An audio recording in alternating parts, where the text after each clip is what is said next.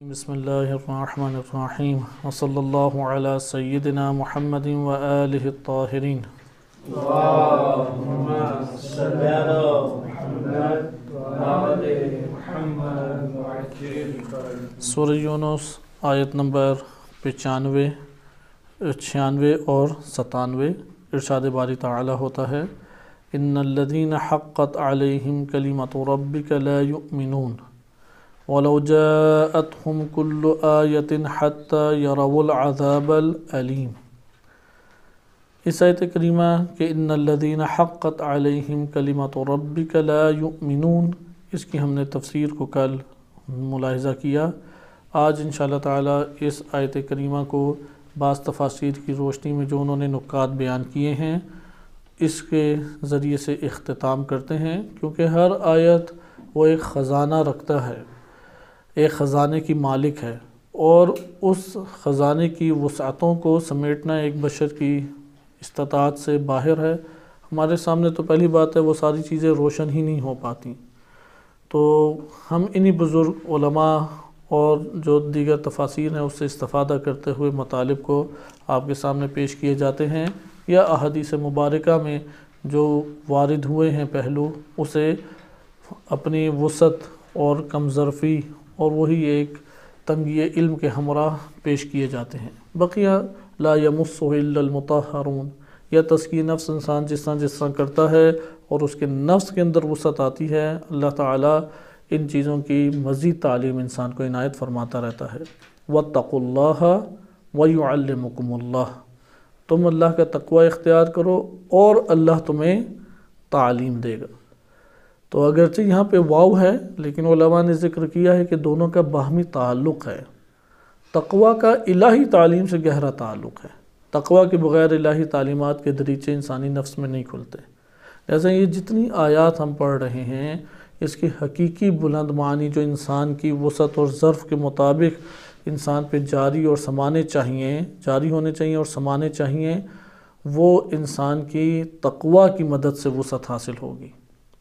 لہذا بقیہ بہت سارے امور ہیں کہ جو تقوی الہی کی وجہ سے انسان کے لیے آہستہ آہستہ روشن ہوتے ہیں، اور سبب اللہ تعالیٰ نے کتاب الہی اور ائمہ اہل بیت علیہ السلام کو ہی بنایا ہے، لیکن انسان کی آنکھیں یا توجہ اس کی طرف چلی جائے گی اور اس کے لیے چیزیں آہستہ آہستہ کھلتی جائیں گی۔ یہ آیت ان الذین حقت علیہم کلمۃ ربک لا یؤمنون کہ ہم نے اس آیت کے ذیل میں ملاحظہ کیا تھا علامہ طباطبائی رحمۃ اللہ علیہ کی تفسیر میزان سے، کہ علامہ رحمۃ اللہ علیہ فرماتے ہیں کہ یہاں پہ در حقیقت ایک قانون کا تذکرہ ہے، اور اللہ نے یہ قانون روز اول سے جب انسان کو خلق کیا اور آدم علیہ السلام اور جناب حوا کو زمین پہ بھیجا تب سے یہ اللہ نے قانون قرار دے دیا ہے، اور یہ قانون تا قیامت بشر کے اوپر حاکم رہے گا۔ اور جس نے اس قانون کی تابعداری کی، یعنی اس قانون کے مطابق وہ چلا، اب چلنے سے کیا مراد ہے؟ دو پہلو ہو جاتے ہیں۔ اگر اس قانون کو دیکھ کے اس نے اطاعت کی طرف چلا گیا نبی خدا کی اور ایمان لے آیا اللہ اور اس کی آیات پہ، تو وہ اس حادثے سے بچ جائے گا جسے کہتے ہیں کہ جہنم میں جانا۔ لیکن اگر اس نے ایمان نہ لایا، تکذیب کی، تو تکذیب کے اثرات کو اپنے وجود میں وہ پائے گا اور جہنم میں جائے گا۔ بس وہ ضابطہ کیا ہے، وہ قاعدہ کیا ہے جو انسانی نفوس پہ، انسانی معاشروں پہ، انسانی زندگیوں پر حاکم ہے، یہ تبدیل نہیں ہو سکتا۔ اس کے اندر تبدیلی لا تبدیل لسنت اللہ، اللہ کی اس قانون اور سنت میں تبدیلی آ ہی نہیں سکتی۔ وہ قانون کیا ہے؟ وہ قانون یہی ہے، ان الذین حقت علیہم کلمۃ ربک لا یؤمنون۔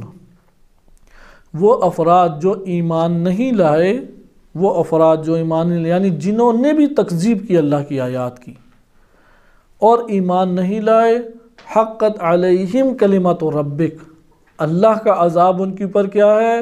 حتمی ہے، حتماً و حتماً ان کے اوپر عذاب ہوگا، ٹل نہیں سکتا۔ جنہوں نے تکذیب کا گناہ انجام دیا، کیونکہ تکذیب تمام گناہوں سے بڑھ کر ہے۔ تکذیب علامہ رحمۃ اللہ علیہ نے تذکرہ کیا ہوتی ہی تب ہے کہ جب پہچان لے حق کو اور پھر ہٹ درمی دکھائے، پھر ضد بازی دکھائے۔ مثلا ایک بات مجھے پتہ ہے کہ میں ایک قانون کی خلاف ورزی کر رہا ہوں اور اس قانون سے ٹکرا رہا ہوں اور یہ قانون ہم سب کے نفع میں بھی ہے، لیکن وہ کہتا ہے بس میں نہیں مانتا۔ یہ جو اب کہتا ہے کہ میں نہیں مانتا، یہاں پہ اگر وہ معذرت خواہی کرے، اپنے وجود میں شرمندہ ہو، یہ اسے معافی کی طرف لے جائے گی، لیکن وہ جو ہٹ درمی ہے، ضد بازی ہے، اسے جہنم پہنچا دے گی۔ لہذا انہوں نے بیان کیا علامہ رحمۃ اللہ علیہ نے کہ یہ جو تکذیب ہے یہ جنم کب لیتی ہے؟ اس وقت جنم لیتی ہے جب لجاجت آ جائے، ہٹ درمی آ جائے، ضد بازی آ جائے، جب انسانی نفس کے بس میں نہیں کرتا۔ یہ جو تکذیب اللہ کی آیات کی کرتا ہے اور واضح طور پہ جھٹلائے اللہ کی آیات کو، تو اس کے لیے اللہ نے قانون بنایا ہے، حقت علیہم کلمۃ ربک۔ اور آیت سے بھی علامہ رحمۃ اللہ علیہ نے استدلال کیا، اور وہ آیت میں آپ کی خدمت میں بقیہ حصہ ترجمے کے ساتھ تیزی سے پڑھ دیتا ہوں۔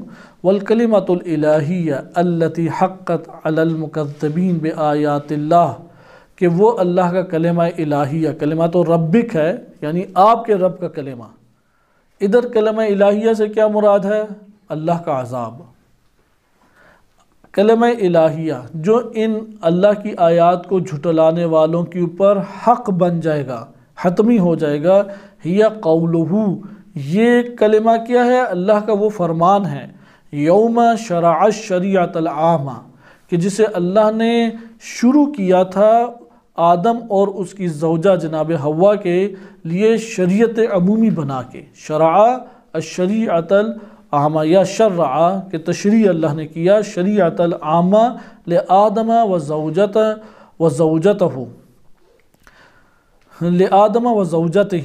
فمن بعدہما من ذریتہما، آدم علیہ السلام کے لیے، وزوجتہ ان کی زوجہ کے لیے جو شریعت عمومی اللہ نے قرار دی، ومن بعدہما اور جو ان دونوں کے بعد آئے، من ذریتہما ان دونوں کی نسلوں سے، یعنی پورے بنی آدم کے لیے اللہ نے یہ قانون بنایا ہے۔ اور وہ کیا ہے قانون؟ یہ سورہ بقرہ آیت نمبر 39 میں اللہ تعالیٰ نے، کیونکہ آپ جانتے ہیں سورہ بقرہ آیت نمبر 30 کیا ہے؟ انی جاعل فی الارض خلیفہ، یہ آیت نمبر 30 کا آغاز۔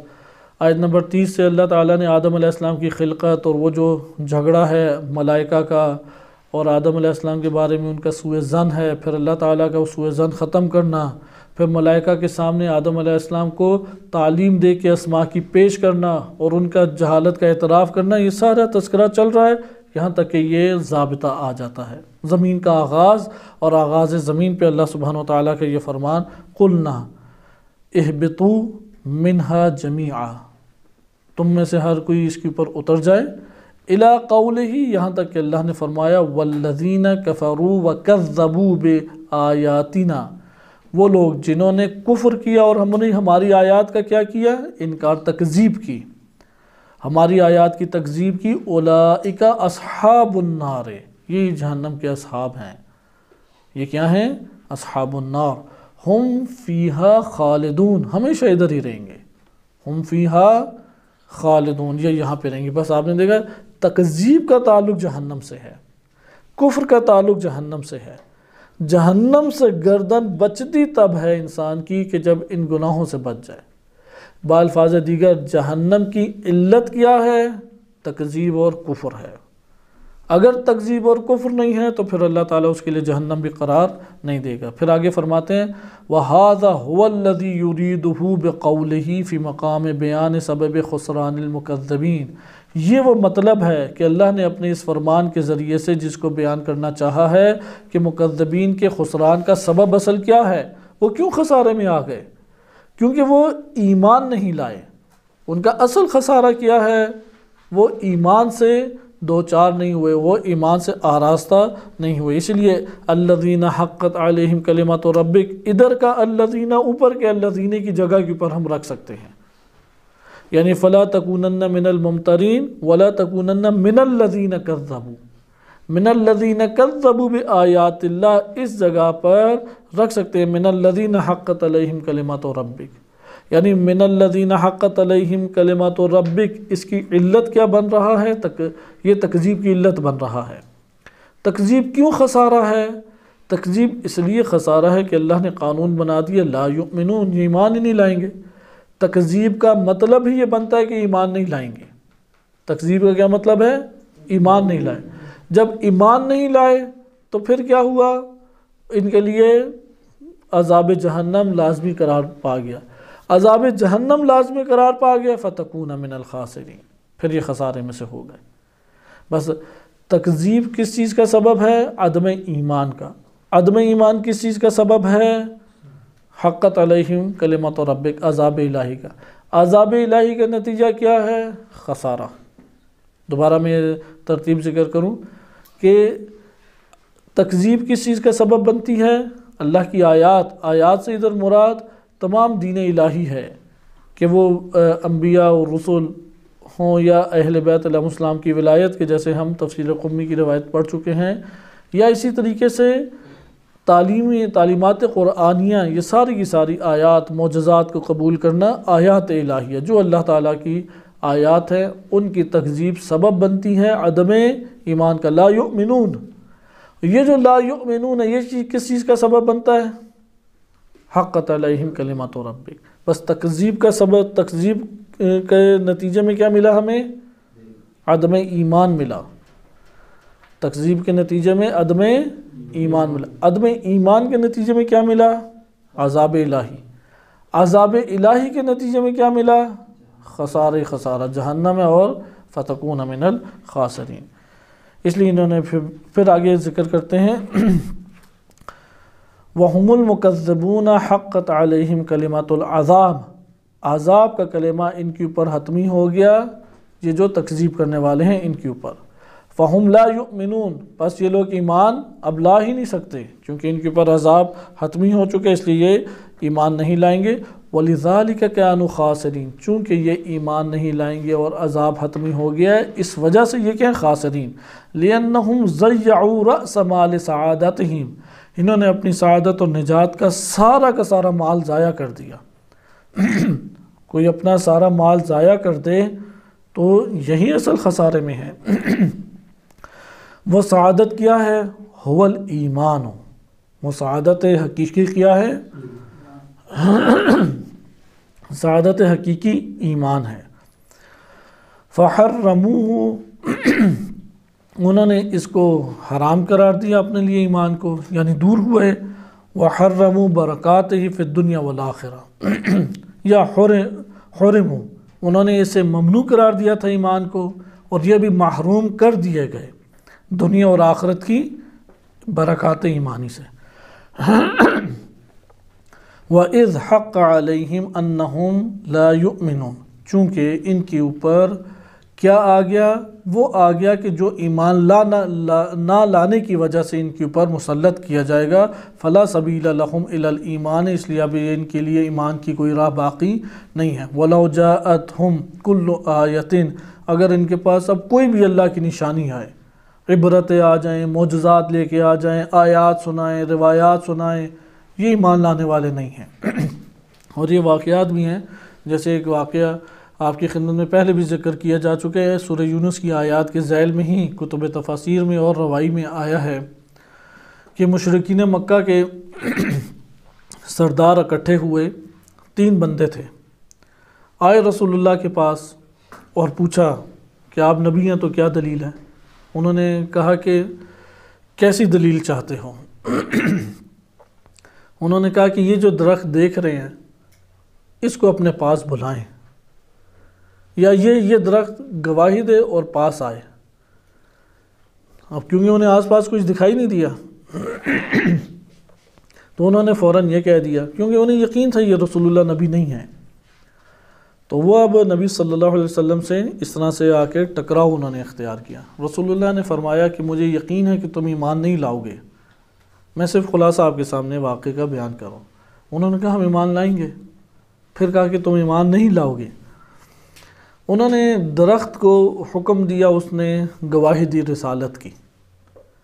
تو وہ ان کے تو چہرے جو ہے وہ جیسا ہوتا ہے نا حیرت زدہ ہو جانا، اچانک ان کی آنکھیں کھلی کی کھلی رہ گئی. پھر کہا کہ ہم تب تک ایمان نہیں لائیں گے، اسے اب حکم دیں چل کے آئے. اب وہ رسول اللہ نے حکم دیا تو عجیب سی آوازیں آئی اور نکلا اور چل کے آیا رسول تک. تو اب تو ان کے وہ چہرے فک ہو گئے اور اڑ جانا ہے جیسے رنگ اڑ گیا. کہا کہ اسے کہیں کہ جھک کے دکھائے.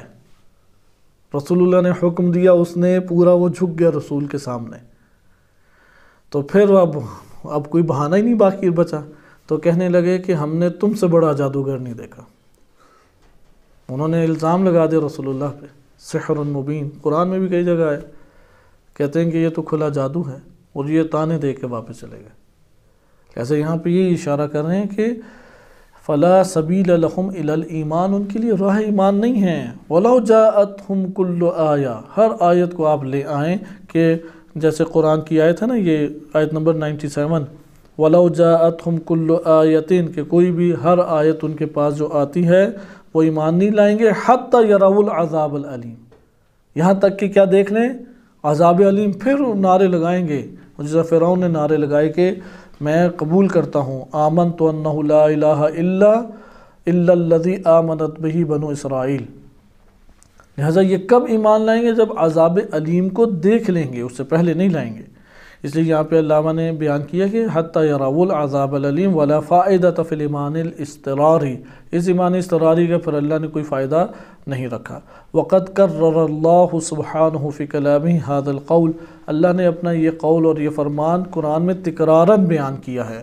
واستتباعہ للخسران وعدم الایمان کا قولہ، اور بیان کیا ہے کہ اس وجہ سے کہ وہ چونکہ ایمان نہیں لاتے، تکذیب کرتے ہیں، تکذیب کرنا عدم ایمان کا بھی سبب ہے اور خسران کا اور خسارے اور نقصان کا بھی سبب ہے۔ کیا قولہ تعالی کہ سورہ یاسین آیت نمبر 7 میں ہے، لقد حق القول علی اکثرہم، ان میں سے اکثریت کے اوپر اللہ کا عذاب اٹل ہو گیا، فہم لا یؤمنون، اب یہ ایمان لانے والے نہیں ہیں۔ وقولہ، اسی طرح اللہ سبحانہ و تعالیٰ کا فرمان ہے، لِيُنذِرَ مَنْ كَانَ حَيًّا وَيَحُقُّ الْقَوْلُ عَلَى الْكَافِرِينَ، کہ من کان حیًّا، ان میں سے جو حی ہے، زندہ ہے، یعنی دل کے اعتبار سے زندہ ہے، اسے آپ صلی اللہ علیہ وسلم انذار کر سکتے ہیں۔ اور ان میں سے کافرین ہیں جن کے اوپر اللہ کا قول حتمی ہو گیا۔ کیوں حتمی ہوئے؟ یعنی کافر کے اوپر عذاب کیوں حتمی ہے؟ آج ہمارے لیے یہ مسئلہ حل ہو جانا چاہیے ان آیات مبارکہ کی برکت سے، اور اس کا کیا جواب ہے؟ یہ حتمی عذاب انہوں نے خود ہی اپنے اوپر کیا ہے، اور وہ کیا چیز ہے سبب؟ وہ اللہ تعالیٰ کی آیات کی تکذیب ہے، اور یہ تکذیب عدم ایمان کا سبب ہے۔ اے بتکذیبہم بالآیات المستتبع لعدم ایمانہم فخسرانہم، کہ یہ جو تکذیب انہوں نے اللہ کی آیات کی، یہ آیات کی تکذیب کرنا، اس کا سبب کیا بنتا ہے؟ ان کا عدم ایمان، اور عدم ایمان کیا ہے؟ وہ خسران کا سبب ہے۔ اسی طرح سے سورہ فصلت آیت نمبر 25 میں ارشاد باری تعالیٰ ہوتا ہے، وَحَقَّ عَلَيْهِمُ الْقَوْلُ فِي أُمَمٍ، ان گزشتہ امتوں کے اوپر اللہ کا یہ عذاب حتمی ہو گیا، قد خلت من قبلہم من الجن والانس، جن اور انس، ان امتوں سے پہلے بھی ایک بڑی تعداد گزری ہے جن اور انس کی، جن کے اوپر یہی قانون جاری ہوا، انہم کانوا خاسرین، یہ سارے کے سارے خسارہ اٹھانے والوں میں سے تھے۔ یہ ہمارے پاس بیان تھا، پھر آگے بیان فرماتے ہیں یہ علامہ رحمۃ اللہ علیہ، وظہر من الآیات، ان آیات سے اب کیا ظاہر ہوتا ہے اس کا نچوڑ۔ اولا ان العناد مع الحق، حق سے دشمنی، والتکذیب بآیات اللہ، اور اللہ کی آیات کی تکذیب، یحق الکلمۃ العذاب الخالد علی الانسان، یہ انسان کے اوپر ابدی عذاب کے حتمی ہونے کو بیان کر دیتی ہے۔ ابدی طور پہ عذاب خالد، عذاب خالد جو ہے وہ انسان کے اوپر اس کا باعث بنتی ہے۔ کیا چیز؟ حق سے دشمنی اور اللہ کی آیات سے تکذیب، اللہ کی آیات کی۔ اسے اپنے معاشروں میں اور اپنے وجود سے سختی سے ہمیں ہٹانا چاہیے۔ یہ اگر جنم نہیں لیتا، امید ہے انسان کہ رحمت الہی میں زندگی بسر کرے۔ نمبر 2، ثانیاً ان رأس مال سعادت الحیات للانسان هو الایمان، اصل انسان کی پوری زندگی کا رأس المال، کہ جس کا چلے جانے پہ پچھتانا چاہیے، رونا چاہیے، چیخنا چلانا چاہیے، وہ مال زندگی، اصل اس کی حیات کا رأس المال، اصل مال، هو الایمان، وہ کیا ہے؟ ایمان۔ جیسے کہ قرآن نے بیان کیا، دلوں کی زینت بھی یہی ہے، وَزَيَّنَهُ فِي قُلُوبِكُمْ، تمہارے دلوں کی اللہ نے اسے زینت بنایا ہے۔ ثالثاً، تیسری چیز، أَنَّ كُلَّ إِنسَانٍ فَهُوَ مُؤْمِنٌ لَا مُحَالَ، کہ ہر انسان وہ مومن ہوگا، ہو نہیں سکتا مومن نہ ہو، ایمان لانے والا ہے۔ یہ تیسرا دلچسپ نکتہ ہے کہ ان کل انسان فہو مومن، جیسے کہتے ہیں نا موجب کلیہ، کل موجب کلیہ کے ادوات میں سے ہے۔ ہر مومن کیا ہے؟ مومن، ہر انسان کیا ہے؟ مومن۔ ہو سکتا ہے کہ کوئی مومن نہ ہو؟ قرآن کریم کی اس آیت سے، ان آیات سے استدلال ہوتا نہیں۔ لا محالہ اما ایمانا اختیاریا مقبولا یسوقہ الی سعادت الحیات الدنیا والآخرہ، و اما ایمانا اضطراریا غیر مقبول حیثما یری العذاب العلیم۔ یا ایمان اختیاری لائے گا یا ایمان اضطراری ایمان لائے گا، جیسے فرعون لایا، قال آمنت انہ لا الہ الا الذی آمنت بہ بنو اسرائیل، فوراً ایمان لے آیا۔ کوئی شخص نہیں ہے کہ جو ایمان نہ لائے۔ لہذا لیکن ایک ہے ایمان اختیاری جو کہ مقبول ہے اللہ کی بارگاہ میں، یعنی ایک ایمان اختیاری اللہ نے قبول کیا ہے، اور دوسری صفت کیا ہے؟ ایمان اختیاری کی دو صفتیں بیان کی ہیں ان آیات کے تناظر میں علامہ رحمۃ اللہ علیہ نے۔ پہلی صفت کیا ہے؟ ایمان مقبول ہے، اللہ نے قبول کیا۔ نمبر 2، یہ انسان کو پکڑ کے کھینچ کے لے جائے گا سعادت دنیاوی زندگی کی بھی سعادت اور آخرت کی بھی سعادت۔ مثلا آپ دیکھیں نا، اللہ تعالیٰ نے ہمارے اوپر کوئی حلال حرام کر دیا ہے۔ نہج البلاغہ میں بڑا خوبصورت جملہ ہے امیر المومنین علیہ السلام کا، کہ بعض مومنین کے طبقات کی تعریف کرتے ہیں، درجات ہیں مختلف۔ ایک ہے مثلا مقام خائفین ہے، ایک ہے مقام خاشعین ہے، مقام مثلا یقین ہے، اس طرح سے مختلف درجات اور مقام ہیں۔ ان میں سے ایک ہے کہ امام علی علیہ السلام نہج البلاغہ میں فرماتے ہیں کہ اور وہ بڑے خوش نصیب لوگ ہیں جنہوں نے دنیا میں رہتے ہوئے دنیا داروں کی ہر لذت سے استفادہ کیا، دنیا میں رہتے ہوئے دنیا داروں کی ہر لذت سے استفادہ کیا، اور اللہ کی بندگی کرتے ہوئے آخرت کو آباد کیا، اور اس طرح سے اپنا سفر طے کر کے آخرت کی طرف چلے گئے۔ وہ دنیا داروں کی دنیا میں شریک رہے ان کے، لیکن دنیا دار ان کے عبادتوں میں اور ان کے لذت عبادت میں شریک نہیں رہے۔ پھر فرماتے ہیں انہوں نے ترک دنیا کی لذت کو چکھا، ترک دنیا کی جو لذت ہے اس کی لذت کو انہوں نے چکھا ہے۔ یعنی ایک تو ہے نا روزے نہ رکھ کے کھانے کھائیں، پیٹ بھریں، چائے شائے اڑائیں، اس میں لذت ہے یا نہیں؟ ایک اس کو ترک کرنے کی بھی لذت ہے۔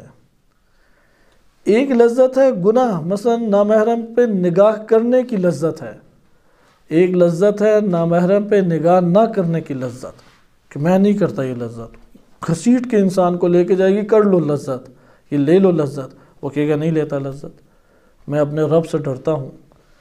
وہ رب سے خوف کھانے کی، یا رب کے لیے کہ اللہ میں تیرے لیے بس یہ نہیں کر رہا، تو نے اختیار دیا ہے، میں جہنم اپنے لیے خرید سکتا ہوں، لیکن تو راضی میرے اس عمل پہ ہے کہ میں یہ عمل انجام نہ دوں، تو اس سے راضی ہو جائے گا، میں تجھے راضی کرنا چاہتا ہوں، میں تو تجھ سے محبت کرتا ہوں۔ وہ اپنے وجود میں ایک لذت کا احساس کرے گا، ترک دنیا کی لذت کو انہوں نے چکھا۔ لہذا یہاں پہ بھی یہی ہے، یسوقہ الی سعادت الحیات الدنیا والآخرہ، دنیا داروں کی دنیا میں شریک رہے، وہ دنیا داروں کی دنیا میں، مثلا دنیا دار کیا لذتیں اٹھاتا ہے؟ 4-5 لذتوں سے اوپر کوئی لذت ہے ہی نہیں، اسی لیے جو لذتوں میں ڈوبا رہتا ہے آخر میں خودکشی کر لیتا ہے۔ لذتیں دنیا حاصل کر کے بوجھ پڑتا ہے، آپ یہ خود احساس کر کے دیکھیں گے، ایک نفس کے اندر بوجھ پیدا ہوتا ہے، انسانی نفس کے اندر روحانی غذا سے بوجھ ہلکا ہو جاتا ہے۔ اس لیے جو بھی حلال کی لذتیں اٹھائے یا حرام کی لذتیں اٹھائے، ایک بار اپنے اندر احساس کرے گا، کیونکہ دنیا اجڑنی ہے، یہ چیزیں بچھڑ جانی ہیں، ترک دنیا میں ہلکا پن محسوس کرے گا اپنے وجود میں۔ اس لیے وہ روایات میں وارد ہوا ہے، خوش نصیب وہ نہیں ہے کہ جسے اللہ نے غنی کر دیا ہے، اسے تو ڈبل آزمائش میں اللہ نے ڈال دیا، ڈبل آزمائش میں، جسے مال دے دیا ڈبل آزمائش میں ہے۔ خوش نصیب وہ فقیر ہے کہ جس کو اللہ نے غنی نہیں کیا، کیونکہ کتنی آزمائشوں سے وہ بچ گیا، وہ تو پہلی دنیا کی اس کا عادی نہیں تھا نعمات کا کہ بچھڑتے ہوئے کوئی تکلیف ہو، مگر یہ کہ اس نے رنگینیوں سے اپنے وجود کو آباد نہ کیا، اور یہ بڑا خطرناک فقیر ہے دنیا میں سب سے خطرناک ترین فقر کی جو حالت ہے نا وہ یہی ہے کہ اسے جو عالی شان محل نما بڑے بڑے گھر نہیں مل سکتے، گردنیں اٹھا کے اسی کے نظارے کرتا رہے۔ جو اس کو کیفیات جنسی حاصل نہیں ہو سکتی ان کے تصورات کر کے ان کی تمنائیں کرے، جو اس کے لیے دنیا کی حاکمیت اور بادشاہت نہیں بن سکتی اس کے وہ اپنے اندر خواہشات و تمناؤں کو زندہ کرے۔ وہ باہر سے فقیر ہے اور اندر سے پورا کامل دنیا دار ہے۔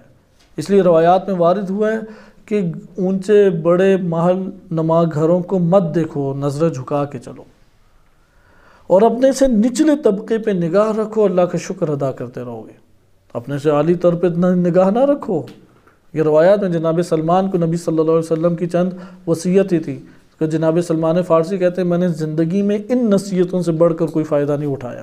ان میں سے ایک یہی تھی کہ بلند و بالا گھروں کی پر نگاہ نہ رکھو، کیونکہ خواہش اس کی خواہش اور اس کا ایک روب اور دبدبہ انسانی نفس کے اندر جاگزین ہو جاتا ہے، پھر نکالنا اس کا مشکل ہوتا ہے وہ زمین پہ فقیر اور اپنے اندر اس نے اپنے آپ کو رونق دنیا میں گرفتار کیا ہوا ہے۔ اور انہی فقراء کا جنہوں نے اپنے وجود کے اندر وہ ضرورت زندگی کو طلب کریں، پروردگار مجھے نہیں دنیا چاہیے، نہ بڑے بڑے گھر چاہیے، نہ بڑی بڑی گاڑیاں چاہیے، مجھے اتنا چاہیے کہ حرام سے بچوں اور تیری عبادت کرنے کے لیے، تیرے وظائف انجام دینے کے لیے قوت اور طاقت میرے بدن میں رہے، بس مجھے اتنی مقدار چاہیے تاکہ تیرا شکر ادا کر سکوں، نہ حرام میں پڑوں نہ لوگوں کا محتاج ہوں۔ یہ بلند و بالا میں نے دیکھ لیا کہ یہ فرعون نما افراد گزرے ہیں، نہ نام ان کے باقی ہیں نہ آثار باقی ہیں، اب تو کھوپڑیاں بھی ان کی باقی نہیں ہیں، کچھ بھی چیز باقی نہیں رہتی۔ وہ جس طرح سے بعض جگہوں پہ آپ نے دیکھا ہوگا وہ 20-30 کھوپڑیاں بنا دیتے ہیں، پھر سوال لکھتے ہیں کہ اچھا یہ بتاؤ ان میں سے امیر کی کون سی کھوپڑی ہے، غریب کی کون سی ہے، صحت مند کی کون سی ہے، مریض کی کون سی ہے، بدصورت کی کون سی ہے، خوبصورت کی کون سی ہے۔ تو یہ جو جس طرح سام کی جھلی اترتی ہے ہمارے نفس کے اوپر سے، یہ جسم کی جھلی اتار دیں تو اندر یا بھیانک ترین ایک وحشی درندہ بیٹھا ہے یا ایک فرشتے سے افضل انسان بیٹھا ہے۔ جیسے اس کی طرف ہے، یعنی ایمان انسان کو دنیا اور آخرت کی سعادت دیتا ہے، اسے ہمیں ذہن نشین کر لینا چاہیے۔ اور اس دنیا کے فقر کے اوپر انسان کو چیخنا چلانا نہیں چاہیے، کیونکہ انسان اس دنیا سے بہرحال اس نے جانا ہی جانا ہے۔ جتنی دنیا اتنی سختی، جتنی دنیا اتنا حساب، کہ روایات میں وارد ہوا ہے قیامت والے دن محشر سجے گا۔ محشر اس طرح نہیں ہوگا جیسے اتوار بازار ہوتا ہے، دور سے دیکھنے میں ایسا ہی منظر نظر آئے گا، جیسے نہیں ہوتا ہے کوئی بہت بڑا مجمع سا، صحیح ہے۔ انسان کے ذہن میں محشر اسی طرح آتا ہے، سارے مکس بیٹھے ہوئے ہیں بندے، اس طرح نہیں ہوگا، مکس بیٹھے نہیں ہوں گے، ہر ایک کا اپنا مقام ہے۔ ہم پیچھے تفصیلی گفتگو آیات کریمہ کے ذیل میں کر چکے ہیں حشر کے بارے میں۔ ہر کوئی اپنے مقام کے اوپر ہوگا موجود، کہ جس کا بالا مقام ہے بالا مقام ہے، جس کا پست ہے پست جگہ پر ہے، لیکن ہوگا ایک محشر کی جگہ۔ وہاں پہ ندا دی جائے گی این الفقراء این الفقراء، تو فوراً چند گردنیں یوں کھڑی ہو جائیں گی، بیٹھے ہوں گے گردنیں کھڑے ہو جائیں گی، تو انہیں کہا جائے گا کہ اب وہ کیونکہ وہاں پہ شامت آئی ہوگی، یہ تو تب ہوتا ہے آپ پاکستان ایران بارڈر پہ 14 دن قرنطینہ میں بیٹھیں، اچانک کہا جائے کہ جانے کے لیے بسیں آ گئی ہیں، کس کس نے جانا ہے، صرف کھڑا ہو کے بتائے کس کس نے جانا ہے، تو کیا حال ہوگا ادھر۔ تو یہ اندازہ آج پاکستانی کو ہو سکتا ہے۔ حشر اس سے بھی بہت سخت ترین اور خطرناک ترین ایک مقام ہے۔ ادھر کہا جائے گا این الفقراء، فوراً گردنیں اوپر ہو جائیں گی کچھ امید کے ساتھ کہ پتہ نہیں کیا سنانے لگے ہیں۔ پھر ندا دی جائے گی کہ ادخلوا فی الجنہ بغیر حساب، کوئی حساب کتاب نہیں ہے، جاؤ جنت میں، بھاگے بھاگے جائیں گے۔ ہوتا ہے جیسے غریب کو کھانے کے لیے آپ شادی میں ہوتے ہیں نا ایسے واقعات، کہ وہ ٹائم پہ ٹائم گزر رہا ہے، 10 بجے کہا تھا 12 بج گئے ہیں، کھول ہی نہیں رہا کھانا، تو پھر کھانا کھلتا ہے تو کیا نظر آتا ہے، تو بیچارے فقیر بھی جنت کا نام سن کے بھاگیں گے۔ تو فرشتے جب اتنی بڑی خلقت کو دیکھیں گے بھاگتے ہوئے آ رہے ہیں، وہ دروازے بند کر دیں گے، بند کریں گے، اب وہ زور زور سے ماریں گے کہ کھولو دروازے کھولو دروازے۔ تو وہ کہیں گے کہ تم نے حساب کتاب دیا ہے، پہلے حساب کتاب دکھاؤ، یعنی پرچی دکھاؤ، پھر تمہیں جانے دیں گے اندر۔ تو وہ کہیں گے کہ ہمارے پاس تھا کیا جو ہم حساب دیں، ہمیں دیا گیا تھا جو ہم نے حساب دینا ہے، کچھ ہوتا تو اس کا حساب دیتے۔ تو پھر ندا آئے گی کہ انہیں جانے دو، یہ دنیا میں فقیر رہے ہیں، انہیں بدون حساب اللہ تعالیٰ داخل کر دے گا جنت کے اندر۔ لہذا ایمان کی دولت سے افروز ہوں گے، مشکلات نہیں ہیں۔ یہ تو عارضی چیزیں ہیں، یہ نہیں پتہ کہ کس کو اللہ نے غنی اور ثروت مندی سے آزمانا ہے، کس کو غربت سے آزمانا ہے۔ نہج البلاغہ میں امام علی علیہ السلام فرماتے ہیں کہ قضاء اللہ سبحانہ وتعالیٰ کی قضاء کو لے کے، یعنی حتمی فیصلوں کو لے کے اس تیزی کے ساتھ فرشتے زمین پر آتے ہیں جیسے بارش کے قطرے زمین پہ گرتے ہیں۔ ایک تو تعداد زیادہ ہے اور تیز آتے ہیں، انگنت تعداد کے ساتھ فرشتے آتے ہیں، ہم نہیں گن سکتے۔ کیا لے کے آتے ہیں؟ جس کا جو رزق ہے، جو رزق اللہ نے مقسوم تقسیم کر دیا ہے، وہ رزق لے کے فرشتے زمین پہ آتے ہیں۔ کس تیزی سے آتے ہیں؟ جتنی تیزی سے تیز دھار بارش آتی ہے، اور اس کثرت سے فرشتے آتے ہیں۔ اور فقط وہ مل کے رہے گا جو اللہ نے تقسیم کر کے اس کے لیے قرار دے دیا، وہ بے چین نہ ہو، وہ مل کے رہے گا اس کو۔ اب اللہ نے کسی کو تنگی سے آزمائی، جملے امام علی علیہ السلام کے، جس کو تنگی اللہ نے رکھی ہے وہ تنگی ملے گی، جسے وسعت رکھی ہے اسے وسعت ہی ملے گی۔ وہ اپنی تیزیاں، چلاکیاں، ذہانت، فطانت اور اس طرح کے غلط طور طریقے نہ سوچے ذہن میں، وہ اپنے آپ کو اللہ کے پر چھوڑ دے۔ پروردگار رازق تو ہے، جس دن میں اپنے آپ کو رازق سمجھوں تو مجھے پریشانی لاحق ہو جاتی ہے۔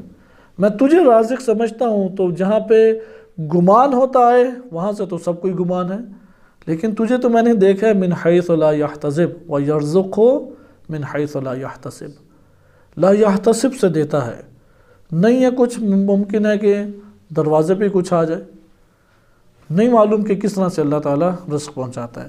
تو یہ ہے یسوقہ الی سعادت الحیات الدنیا والآخرہ، حتماً و حتماً ایمان اختیار کر لے، دنیا اور آخرت کی سعادت ہے۔ وَإِمَّا ایمانًا اضطراریًا، یا اگر نہیں دنیا میں ایمان لائے گا پھر تو ایمان لائے گا ہی لائے گا۔ قرآن کی کئی آیات ہیں، حتماً و حتماً ایمان لائے گا، پھر ہاتھ جوڑے گا، سجدے کرے گا، اے اللہ اب تو جانے دے مجھے، ایک دفعہ میں بس چلے جاؤں، پھر کبھی گناہ نہیں کروں گا، پھر مہلت ختم۔ یہ جو ایمان اضطراری غیر مقبول، اس کی پہلی صفت کیا ہے؟ غیر مقبول۔ نمبر 2 حیثما یری العذاب العلیم، یہ لاتا تب ہے جب عذاب علیم کو دیکھ لے۔ نمبر 3 خسران مبین ہے، خسارے اور جہنم کے علاوہ کچھ نہیں ہے۔ یہ آیت اس جگہ پر ختم ہوتی ہے۔ انشاءاللہ تعالی اگلی جو آیت ہے اس میں ایک ضابطہ بیان کیا، اور ضابطہ بیان کر کے سورہ یونس آیت نمبر 98 کو ذکر کیا ہے، اور وہ ضابطہ کیا ہے کہ یہ کافر لوگ جن کے دل کے اندر کفر موجود ہے وہ اس وقت تک ایمان نہیں لائیں گے جب تک عذاب علیم کو نہ دیکھ لیں۔ پھر اللہ تعالیٰ نے حضرت یونس علیہ السلام کی بستی کو بیان کیا اور فرمایا کہ آخر کیوں اس طرح کی بستیاں نہیں ہیں، آخر کیوں ایسا ہے۔ لولا انشاءاللہ اس کلمے پہ بحث کریں گے کہ یونس علیہ السلام کی قوم کو نہیں دیکھا، جب انہیں پتہ لگا عذاب آ رہا ہے اور اس کے آثار دیکھے تو صدق دل سے اللہ کی بارگاہ میں توبہ کر لی، اور اللہ نے ان کے ایمان کا نفع انہیں پہنچا دیا۔ اور قوم یونس کے علاوہ ابھی تک کوئی اور قوم اس طرح کی نہیں آئی، کوئی قوم ایسی نہیں آئی۔ یہاں سے قوم یونس کے ذیل میں ایک واقعے کی طرف اشارہ ہے، یہ واقعہ تفصیل سے ذکر کیا جائے گا آپ کی خدمت میں احادیث مبارکہ کے ذیل میں، لیکن اس سے پہلے قرآنی قصص اور اس کے بارے میں کیا نظریات موجود ہیں اور اس کا تعارف قرآنی آیات میں کیا بنتا ہے، انشاءاللہ العزیز اس کو ہم اگلے درس میں ملاحظہ کریں گے۔ صلی اللہ علی سیدنا محمد و آلہ الطاہرین۔